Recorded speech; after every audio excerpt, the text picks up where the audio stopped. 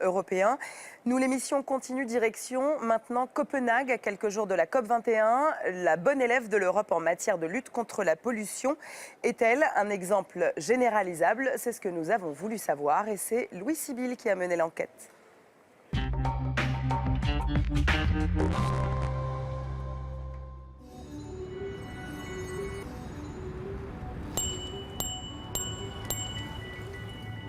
C'est un bruit que l'on entend partout à Copenhague.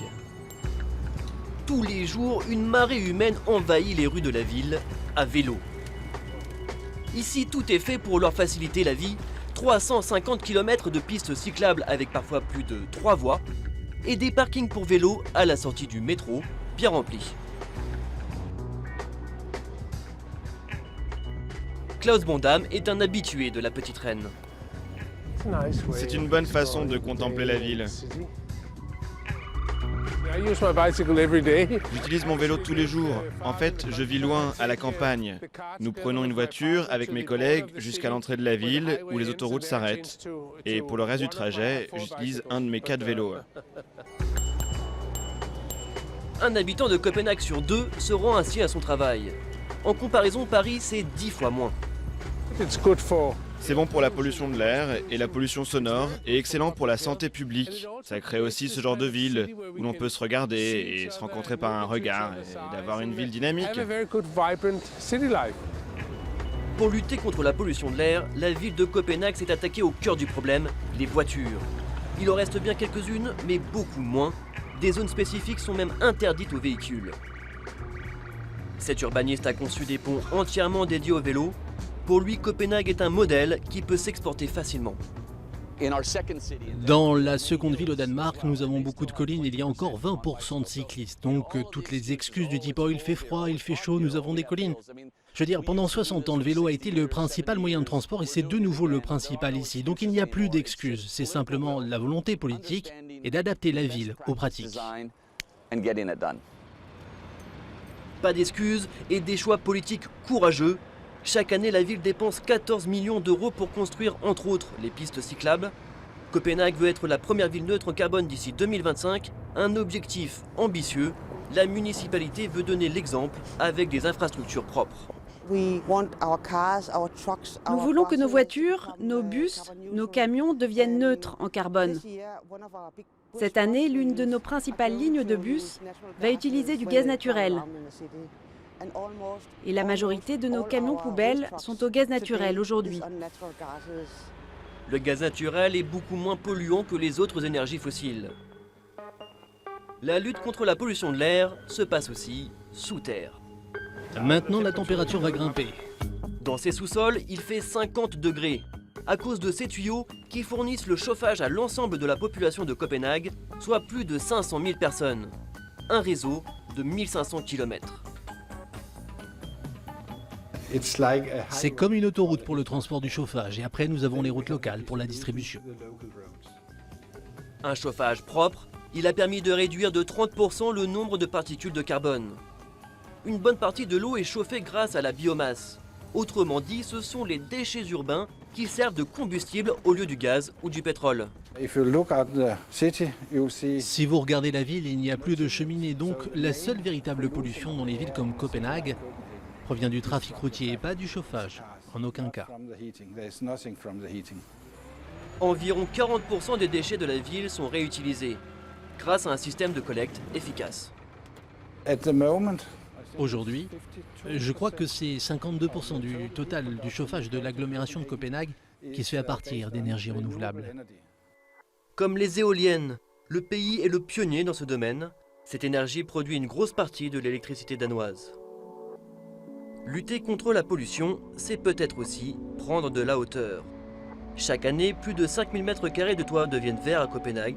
Les citoyens se sont emparés de ces coins verts. Des potagers poussent un peu partout. Objectif, développer les circuits courts. Nous avons des brocolis.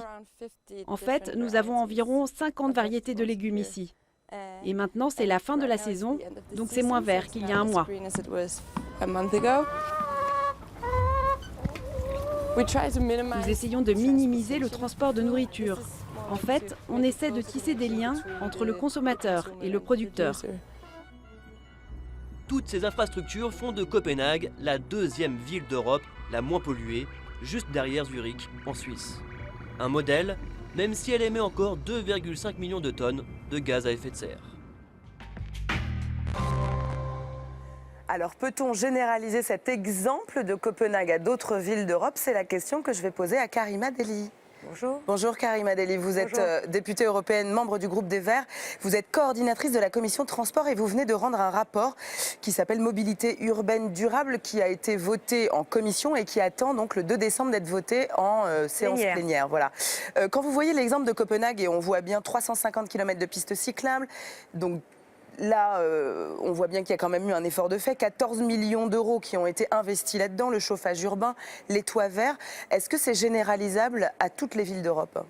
Alors oui, toutes les villes devraient tendre vers ce modèle. Mais sauf qu'il faut rappeler que Copenhague a fait un choix politique important qui ne date pas de quelques années. Il faut attendre le lendemain, notamment de la crise pétrolière, où Copenhague décide de vraiment sortir de cette dépendance au pétrole. Dès les années 70. Dès les années 70, il y a vraiment une volonté politique de dire le pétrole, il faut en sortir.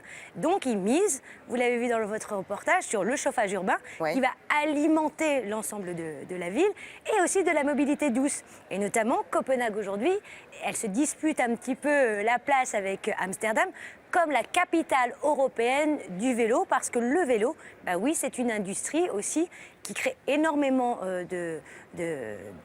d'emplois, mais surtout, il y a une volonté de tout de suite faire ce nouveau modèle de ville où on s'adapte plus aux besoins des citoyens qu'aux besoins qui a été trop aujourd'hui utilisé dans les années 70 jusqu'à présent autour de la voiture. Donc on change le modèle, et oui, ce modèle est possible de le mettre en œuvre dans d'autres villes, mais encore faut-il de volonté politique, mais surtout de mesures très fortes. Et c'est ce que porte notamment mon rapport. Donc moi, ce qui m'intrigue, c'est qu'on voit bien aussi qu'il y a des fonds, 14 millions d'euros à investir en fait chaque année pour créer ces circulations douces, pour améliorer le réseau, etc.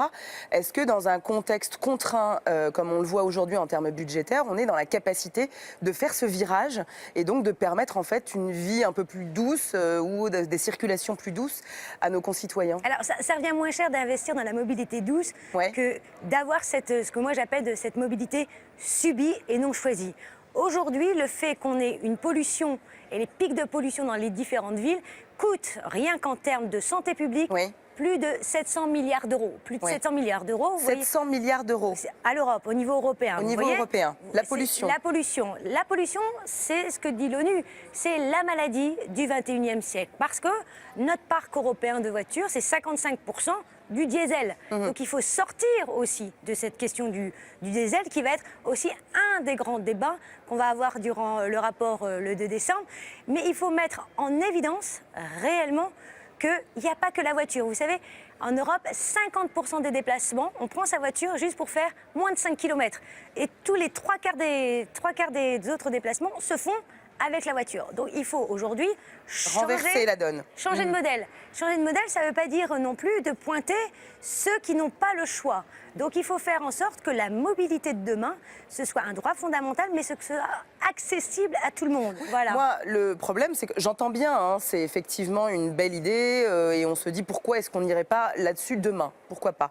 Maintenant, c'est comment on finance ça? Alors très simplement, vous savez, en Europe, il y a ce qu'on appelle une taxe poids lourd. Alors on ne dit pas taxe poids lourd, on dit eurovignette. Et bien l'eurovignette, une grande partie, un certain pourcentage, va aller dans la mobilité urbaine durable. On a un plan qui s'appelle... La taxe poids lourd, pour l'instant, par exemple en France, elle n'est pas mise en œuvre. Non, elle n'est pas encore mise en œuvre, mais dès janvier, l'Europe va légiférer sur l'eurovignette. Donc c'est la même chose. Donc la France devra prendre en compte notamment la taxe poids lourd. Donc une partie de cette taxe qui est quand même... devra être affectée à la mobilité urbaine durable. On peut regretter qu'en France, justement, nous sommes le 25e pays sur 28 qui n'a pas de fiscalité écolo, alors que c'est un manque à gagner, la taxe poids lourd, l'écotaxe, comme on dit, c'est plus de 1 milliard d'euros, avec 1 milliard d'euros qui étaient fléchés sur des projets de développement urbain durable. Oui, mais on se souvient effectivement, c'était toute la polémique, avec la Bretagne notamment et les bonnets rouges qui avaient détruit quelques portiques. Voilà, donc ça c'est juste un des outils il y a d'autres outils. Énormément de villes mettent en place des péages urbains. On le voit ce qui se passe à Londres. Une partie de ces recettes va être affectée dans la mobilité urbaine durable. Et en plus, il y a le plan Juncker. Le plan Juncker. Alors le plan de relance en fait de 315 milliards d'euros. Voilà, ce fameux plan qui doit être normalement fléché sur aussi du durable. Et donc, pour la première fois dans ce plan, nous avons une ligne qui dit bien investissement dans la mobilité durable. Donc on a les financements. Maintenant, il faut de la volonté politique. Et c'est ce qui manque. Parfois, certaines villes ou certaines régions en Europe préfèrent investir sur la route que sur les alternatives, ce qui est une bêtise absolue. Parce que, c'est un manque à gagner, notamment en termes d'infrastructures durables, mais surtout c'est sur le dos de la santé des citoyens. Aujourd'hui, on a que la question de la mobilité a des conséquences terribles sur l'urgence sanitaire, parce qu'on sait, par exemple, que le diesel, ça provoque plus de 400 000 décès prématurés en Europe. Donc, il faut anticiper. Et vous aviez d'ailleurs pris position sur le Dieselgate, les constructeurs européens qui ont trafiqué leurs véhicules de telle sorte en fait à ce qu'ils rentrent dans les clous de la législation européenne. Quelques mots là-dessus, rapidement. Est-ce qu'il faut s'attendre en fait à ce que l'Europe et a fortiori les États sévissent contre ces constructeurs? Moi, je trouve que c'est un véritable scandale, puisque, il y a une complicité organisée, les États membres étaient au courant, la Commission européenne était au courant de l'ensemble de ces fraudes. On a menti aux citoyens. Pourquoi? Parce qu'on leur a dit, achetez ce genre de véhicule, c'est un diesel, mais il est propre. Alors que ce n'est pas vrai, il n'est pas propre. Troisième chose, c'est qu'aujourd'hui, il faut du contrôle et de la transparence. C'est pour ça que nous demandons, nous, le groupe des Verts, une véritable enquête parlementaire pour faire toute la lumière et la transparence sur ce dossier. Voilà. Merci beaucoup, Karima Delli, de nous avoir éclairé sur cette question. Pour nous, c'est fini cette semaine. Vous retrouverez Ahmed Tazdir la semaine prochaine. À très vite sur les chaînes parlementaires. Ciao.